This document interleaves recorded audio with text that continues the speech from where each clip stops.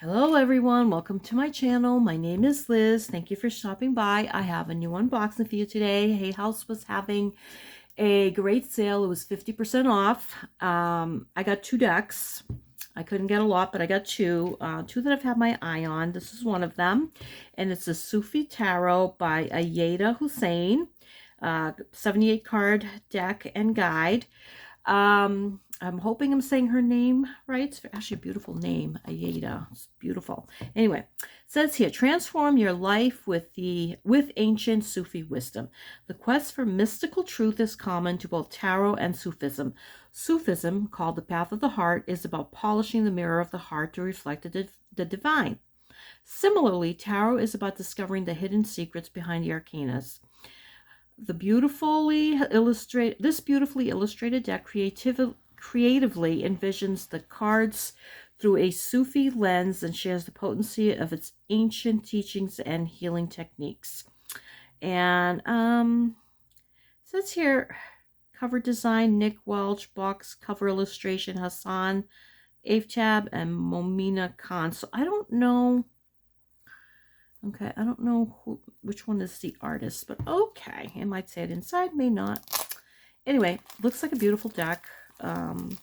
Whenever Hay House has a sale, I do look. I have a lot of their decks. I don't have all of them because not all of them appeal to me, but I do. A lot of them do because a lot of them are really nice. It's one of the Hay House decks, box decks that I love. Boxes that I love. Oh my God, I can't speak today. Maybe I should add more coffee before I started this. Look at that. It says, "Dear, you have the courage to be who you really are. Pir Vilayat Inayat Khan." That's a great question. Dear, you have the courage to be who you really are. Sometimes I don't. Sometimes I don't. Okay, let's see. Let's see if the artist is mentioned here.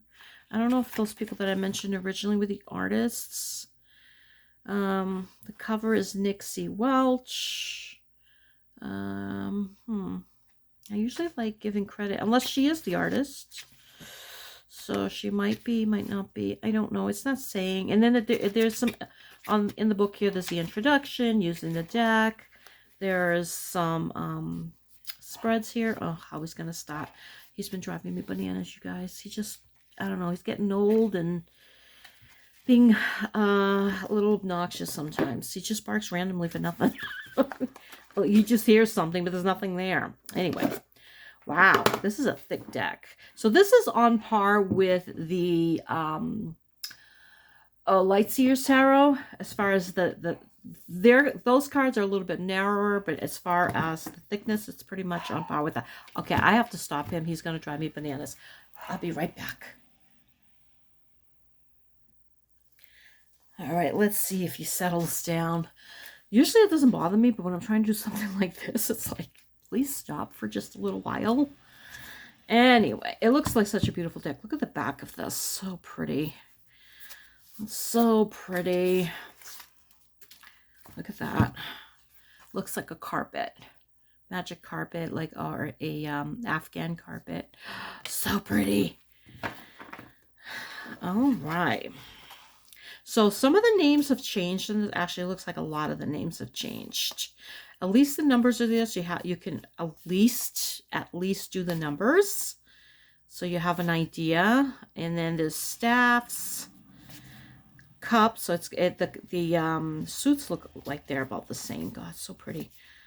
Swords and coins. Okay, so the suits are the same. It looks like the major arcana, they're a little bit different. This has 78 cards. I bought another deck that's got 81 cards. So, all right, so here we go. Number one, which would be the 0, which would be the Fool. Salic, so pretty. How beautiful this is. The Alchemist, which would be usually the Magician. Oh my God, I love this card. I saw this card and I was like, oh my God, I love it. This would be the High Priestess. It's Murshida. Would be the Empress, Shabanu. Oh my God, so beautiful.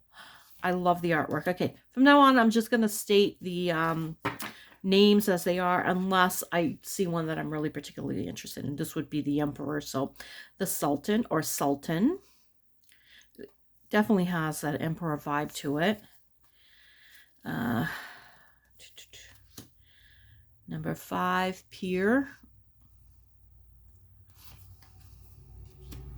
So this would be the Lovers. I forget what number 5 would typically be. Does it even say? Let's see if it even says in the book. Oh yeah, it does. So number 5 is, I said I wasn't going to say it, but that's what I thought. I thought it was the Hierophant. Actually, no, I thought it was the Hermit. So, but I knew it wasn't making any sense because I know that's not number 5. So 6, Aishikwan. I am probably going to say half of them wrong, but I'm trying. 7, Wali, which that's the chariot, clearly. I love these. 8, Owat, and that's strength. 9, Dervish, and that is the Hermit. I love these cards. I love that they don't have a border too, so you can see a lot more of the detail. Number 10, Sharhi Falak. 11, which would be usually Justice. Adal. I love it. 12, Taslim. 13, Mot. So 13 is usually Death. So this is very different. Maut or Mot. Pull that one back. 14, Saber. 15, which would usually be the Devil, Nafis. And Minar, which is 16, a Tower. Sitara, 17, the Star. You can almost tell almost all of them, not every single one, what they are. Even though it's the name is different, you have an idea of clearly that's the Star. Is this Kamar? I don't know. I'm not sure if that's a Q or 0. I'm sorry, an O. Number 18, which would be the Moon. The Sun is Shams. 19. Mizan. Number 20, which usually is Judgment. And 21, Dunuya, which is the World. Now, I'm just noticing. Okay, so this has the elements here on the corners. I love this. I love that she's on a swing. I love it. It's beautiful. Beautiful. All right, so now we go to the staffs, which is also the wands. So Ace of Staffs. 2 of Staffs. So beautiful. I love this. I love this. It's so beautiful. Oh, by the way, they're not very shiny. They do have a little bit of a coating on them, but not... It's not shiny. It's more matte, but they're very slick. I don't know how to... They still have the slickness to them. Not super slick. Like some of them, they just fall out of hands, but they're not like that. Okay, so 3 of Staffs. Oh, I love this. 4 of Staffs. I love this. I love that. It looks so magical. I love it. 5 of Staffs. 6 of Staffs. Love her. Love her so much. 7 of Staffs. She's in the zone. Nothing's bothering her. 8 of Staffs. 9 of Staffs. Another beautiful card. They're all beautiful. And 10 of Staffs. Daughter of Staffs. So this would be the Page. Son of Staffs would be the Knight. Malika of Staffs. So that would be the Queen. So Malika must mean Queen. Beautiful. And a Shah of Staffs, which probably means king. That's usually would be the king. Very nice. Look at this beautiful Ace of Cups. Wow. I love that there's flowers in it. It's beautiful. I love this. I wasn't even going to do this video because I have a lot of cleaning to do in this room. But I'm like, I have to do these soon before, there's an issue with them and I have to reach out to the company. Anytime I've reached out to them, though, they've taken care of my problems. So 2 of Cups. Oh, I love this so much. I love that it's an older couple. Oh my God, I love it. I love that. Did I say 2 of Staffs? It's Cups. I probably said 2 of Cups, but who knows. 3 of Cups, another one that I love. Love it. 4 of Cups. Aw, 5 of Cups. these definitely bring out the emotion that they're trying to. Six of Cups. Oh, so beautiful. Now, Six of Cups is a lot about reminiscing and stuff. I guess in a way you could think of it looks like a little girl here, like when you're little and you're free. And well, some of us weren't so free, but anyway, that's a different story. Seven of Cups. I love these. So well done. Eight of Cups. Nine of Cups. And usually Nine of Cups is just one person sitting there, kind of like really I sometimes see it as a self-serving person. They're just really full of themselves. But this is really nice. This is like, it's the wish card as well, but it's also about, sharing what you have, being generous, because you've come to a place in your life where you have plenty, you don't have to worry. And it looks like they're having a party, they're sharing, they're having fun. Oh, I love it. Love it. Oh my God, love it. 10 of Cups. So beautiful. I love that. The artwork is great. I wish I could figure out who the artist is. Oh, well, it might be her. She might be the artist. I don't know. This definitely has the vibe of a lot of the art definitely reminds me of the Lightseers Tarot. That same coloring. It definitely has a lot of that vibe to it. So, Daughter of Cups. Son of Cups. I love that. With the magical bridge. It's beautiful. Malika of Cups. With the peacocks there. So beautiful. And the Shah of Cups. I love these cards so much. That's funny. These are the ones. Okay, so these have kind of like a border. I wonder if the other ones did. I didn't notice. Let me see real quick. 9, 10. Yeah, it looks like the Queen and the King actually have a type of border, which is fine. Okay, so the Ace of Swords. Two of Swords. Two different paths. I love this. Three of Swords. Oh, she's sad. Her heart is pouring out. Oh, that's a really good Three of Swords. This reminds me of Mother Mary with the pictures that I've seen. Like I think this one it's called Our Lady of Dolores, which is this Our Lady of Sorrows, and that gives me definitely that vibe of just such sadness. Oh, love it. Four of Swords. Taking a break. Five of Swords. Oh boy, that's wow. Wow, look at that. That's a tough card. Huh. I really do like it, though. That means you're in a bad spot, mentally. I do like that. It's like, usually the Five of Swords is kind of the bully card, but this is a little bit different. This gives me more vibes of the Five of Cups. Yeah. Oh, I just noticed there's a reflection here. Oh, I gotta hold that one back because that one's so different. I really do like that. Six of Swords. Seven of Swords. Hiding from the light. Eight of Swords. I love this. Nine of Swords.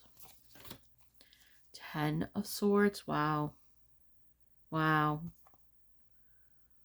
I like that a lot. Daughter of Swords. Son of Swords. Malika of Swords. One of my favorite. I love the Queen of Swords. Love her. And the Shah of Swords. Look at him. He looks very relaxed. Honestly, if I saw this, if the sword wasn't there, I would look at it and say that's the Shah or the King of Pentacles, All right, so Ace of Coins. Two of Coins. Three of Coins. I love that there's tile. I actually have seen this tile in people's homes. People working together, getting it done. Four of Coins. Five of Coins. Love it. Six of Coins. Sharing what you have. Seven of Coins. waiting for stuff to happen. 8 of coins. Love it. 9 of coins. I love this. 10 of coins. Look how sweet that is. I love it. They're playing music here. It's, oh my God, so beautiful. It's such a happy, family there. Okay, daughter of coins. Son of coins. Oh, I like this. This is a different representation. He's just taking his time, letting his horse eat, not rushing, thinking about things. Oh, I like it a lot. I like that. And the sun is actually a coin. Malika of coins. She's beautiful. And the Shah of coins. Now, he looks like the same guy that they used in the staffs. Okay. Alrighty. I'm just going to read a little bit for the cards. I'm not going to get too deep into it because I actually do have a bunch of stuff I got to get done.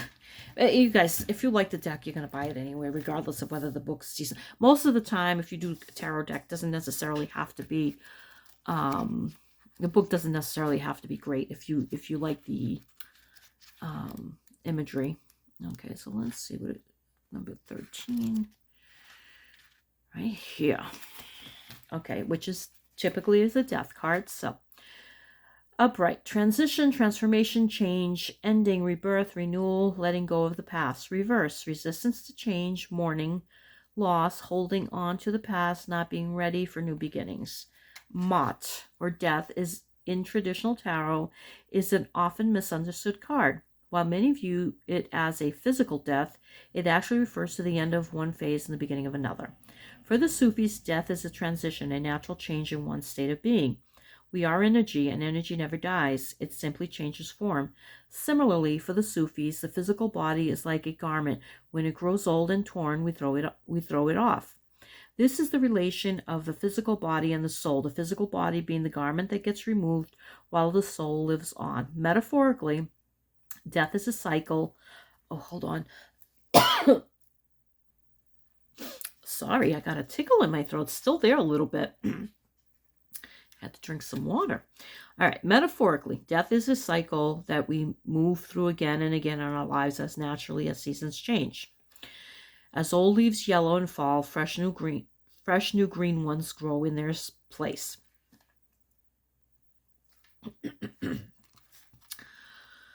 When this card appears for you, you are being asked to accept change. You are being asked to surrender, detach, and depend on no one but the one. It is time to embrace the unknown, remove any fear surrounding that which is inevitable, and look forward to it as a continued state of meditation. Remember, the ending of one phase is always the beginning of another. Just as death is always followed by rebirth, it is time to let go and stop resisting. Instead, allow yourself to be in the flow and prepare to begin anew. As Rumi says, I died to the mineral state and became a plant. I died to the vegetable state and reached animality. I died to the animal state and became a man. Then what should I fear? I have never become less from dying. Oh, I love that. Contemplations. What is it in my life that I am unable to accept as being over? What is it that I need to appreciate while accepting it was in the past? Affirmation. I let go of that which is ending with ease so I can embrace that which is entering with joy. I love this. The book is really well done. I think honestly, even as a beginner, if this was your first deck, although the names are different, you definitely have the name here. I really do like it a lot. All right, number 15. I always go for death and the devil card. I don't know. I love to see what people's opinions are of those cards, Okay. Upright. Ego. Shadow self, fears, attachment, unclear thinking, feeling trapped, losing to temptation and addiction. Reverse. Breaking out of self-imposed bondage, freedom from restraint, clearing of the fog, removing chains of negative thinking. The nafs, known as the devil, is traditional tarot. In traditional tarot, is not so much an external force, rather it is our own lower self, often called the ego. It is the smoke in our minds that keeps us from seeing clearly, our fears that lead us towards destructive behavior, and the Ilah the Sufis talk about, literally translated as God with a lowercase. An Ilah is a construct of our minds we give so much power to that it consumes us. It can be a preoccupation, a desire, a fear, a challenge, anger, or a need for revenge that takes over your life. It is often the last thing you think of or worry about before going to sleep. The Sufis describe the Ilahs as excessive emphasis placed on material success, physical pleasure, and matters related to the ego. When this card appears to you, you are being asked, what is your Ilah? What is your mind and heart? What in your mind and heart is imprisoning you? That one thing that holds you hostage and renders you powerless. Often, despite favorable outer circumstances, we can feel small and helpless. This can cause us to think, excuse me, and act in a way that takes us away from our higher self and divine purpose. The Nafs card is a reminder that despite experiencing what may seem like abject external situations, there is always a light. When surrounded by what appears to be smoke and darkness, there is always a door waiting for you to break your illusory chains and start walking towards it. See, it gives you hope. It's like, oh, you're not going to be stuck in that forever. I love that.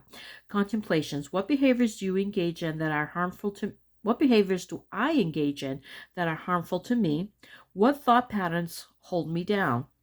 Affirmation. I depend upon nothing except the one. I love this. This is a great deck. I'm glad I got it. I am so glad I got it. Okay. And then we have the Five of Swords here. Okay. And then I'm going to do one of the queens at the end. Okay. So upright. Feeling unfairly defeated.